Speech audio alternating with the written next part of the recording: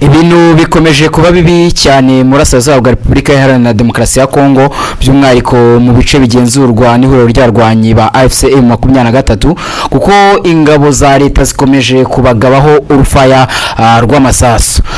Ingabo za AFC M23 zimaze gutangaza kakanya ko leta ya Kinshasa yahisemo intambara.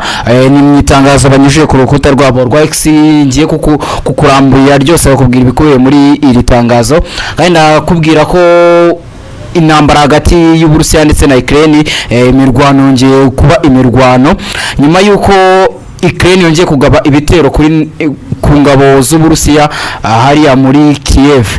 Ndaje byose ndabikubwira uburyo bimeze in the quick times news. Njye ndi Benga Oziana, ikisabwa no kujya handitse subscribe ubundi ugakanda kuri subscribe, ibintu bigakomeza kugenda neza cyane. Muhaye ikaze.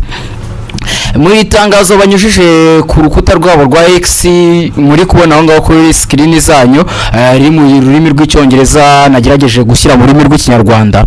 AFC M23 iragira ati ubutegetsi bwa Kinshasa bwahisemo intambara yuzuye kandi bukomeje kwibasira abasivile batuye mu bice bituwe cyane. Ibi ntibikiri ikibazo gusa, ntibikiri amakimbirane. Ibi iri kuba ubu ni intambara yatangajwe ku mugaragaro, iteguwe neza kandi irimo ubugome bukabije, yashyizweho n'ubutegetsi bwa Kinshasa bugamije kwica abasivile bo muri Repubulika Iharanira Demokarasi ya Kongo. AFC M23 yerekanye ku isi ko ishaka amahoro, yemera inzira zose zishobora kuganisha ku mahoro arambye, ariko ubutegetsi bwa Kinshasa bufite imyitwarire y'ubugizi bwa nabi, bwahisemo gukomeza ibikorwa by'ubwicanyi bwibasira abasivile mu Burasirazuba bw'iki gihugu. AFC M23 irahamagarira abanyekongo n'umuryango mpuzamahanga ko bahamya ibiri kuba imbere y'amaso yacu nibyihanganirwa, kandi guceceka kubyerekeye ibi ni igisebo ndetse n'inko kubigiramo uruhare. Mu ijoro ryo kuwa gatandatu tariki ya 25 Mata 2026 ubwo saa 1:45 z'umugoroba kugera ku cyumweru tariki ya 26 Mata 2026 saa 11:00 za mu gitondo, ingabo zishyize hamwe za Kinshasa zagabye ibitero bikomeye cyane mu bice bituwe cyane bya Gakenke, Mikenke n'inkengero zabyo mu gace ka Minembwe. Mu gihe cy'amasaha hafi 10 habayeho ibitero bikurikiranye by'amasasu n'ibisasu hakoreshejwe intwaro za drone za kamikaze n'indege zo mu bwoko bwa KT-6.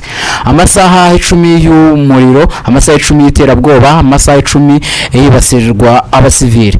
Ibi si ibikorwa bya gisirikare bisanzwe, ni umugambi tekerejweho neza kandi wateguwe ugamije gukwirakwiza urupfu, kwimura abaturage mu byabo no guteza ubwoba abaturage mu gihe kirekire. Ingaruka nimbi cyane, abasivile barapfuye, imiryango yarasenyutse, amazu yahindutse amatongo, abarokotse basigaye mu kajagari kadasobanutse. Ibi nibyo byavuye mu byemezo bifatirwa Kinshasa. Ibi bikorwa no kurenga ku masezerano yo guhagarika imirwano ikomeye kandi byisubiramo, ariko si amategeko gusa birenzeho, byerekana inzira iteye inkeke cyane. Ubutegetsi bwiteguye gukora ibishoboka byose, harimo no kwibasira abasivile na kurobanura kugira ngo bugume ku butegetsi no kugera ku nyungu za politiki. Umuryango mpuzamahanga ntushobora gukomeza kwigira nkaho utabizi. Buri saha yo guceceka ni ukwemera bucece. Buri kudatanga igisubizo bituma abakoze ibi badahanwa. Amateka zibuka abakoze ibi, azanibuka n'abahisemo kureberera, ariko abanyekongo ntibazabyibagirwa na rimwe. Iyo ni amagambo yasohowe n'ihuriro ryarwanyi bo mu mutwe wa AFC M23 babinyujije ku rukuta rwabo rwa X, nk'uko uri kubibona aho ngaho kuri screen yawe, ukabona n'abantu bari bagiye gushyingura aba baguye muri ibi bitero. Hari cyo kwibaza niba ihuriro ryarwanyi ba AFC M23 bakomeza ibingibi kujya bashyira mu majwi leta ya Kinshasa, nta yindi reaction berekana, ese barajya mu mirwano, ese biraza kugenda bite? Imiryango mpuzamahanga irakomeza kubireberera ko basoza bavuze ko amateka azibuka bakoze ibyo, ariko ntazabura no kwibuka abarebereye ibyo ngibyo. Ubwo muri Kinshasa reka dutegereze turebe uburyo bimeze, niba ari icyo baza kongeraho kuri ibi AFC M23 yatanga yatangaje. Ubu reka dute mu gihugu cy'Uburusiya intambara yongeye gukara.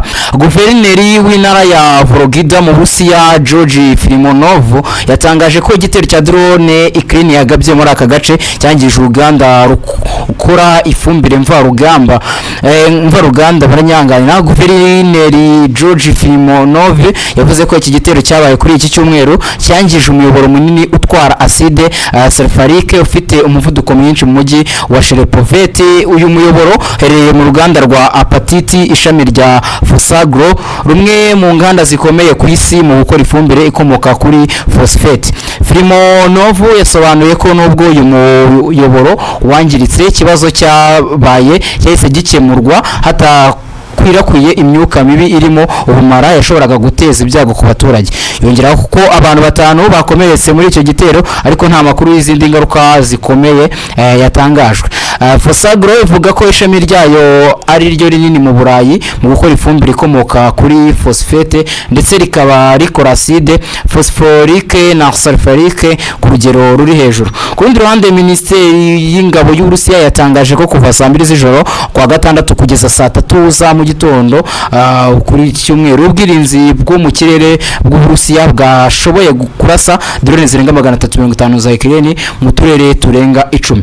Mu ntara ya Sevastopol, Guverineri Mikhail Razizohayev yavuze ko habaye kimwe mu bitero bikomeye cyane by'ingeze kugabwa aho drone 71 zashoboye guhanurwa. Iki gitero cyahitanye umuntu umwe gikomeretsa 4 ndetse cyangiza inzu z'abaturage, amaduka n'imodoka. Hari n'ibindi bice bya drone byaguye ku mihanda ya gari ya moshi bituma hari ibice byangirika. No mu karere ka Yaroslavi kamenyerewe kuba gakunze kugabwaho ibitero byibasira inganda zitunganya ibikomoka kuri peteroli. Guverineri Mikhail yavuze ko ubwirinzi bw'Uburusiya bwabashije kuburizamo igitero cyahagabwe cya drone nubwo atatanze ibisobanuro birambuye ku byangiritse. Ibitero by'indege zitagira abapiloti bikomeje kugaragaza ubukana bw'intambara hagati y'Uburusiya na Ukraine, aho impande zombi zikomeje kugerageza kugaba ibitero byibasira ibikorwa remezo n'iby'inganda mu rwego rwo guca intege buri ruhande. Igikomeje kwibazwaho cyane ahangaha nuko nyuma y'intambara isi ihanganye nayo ihanganishije Leta Zunze Ubumwe za Amerika na Iran ishobora kuziramo n'indi ntambara ni ngiyi n'ubundi maze igihe kirekire ihanganishije Uburusiya na Ukraine, ariko noneho bigaragara ko yari imaze kumera nk'icica bugufi cyangwa se icika intege itagikomeye cyane. Kuri ubu hari impungenge z'uko bashobora kubura noneho imirwano ikaze bikongera kuba nko mu myaka 4 ishize, nko muri 2022 hari ibitero bikabije byagendaga buri ruhande rugaba ku rundi. Ese Leta y'Uburusiya ntiyaba iri bwaze gusubiza Leta ya Ukraine? Na ibyo byose tugenda turi gukurikirana hano kuri The Quick Times News, turakomeza kugenda tukwa-updatinga uburyo ibintu bimeze.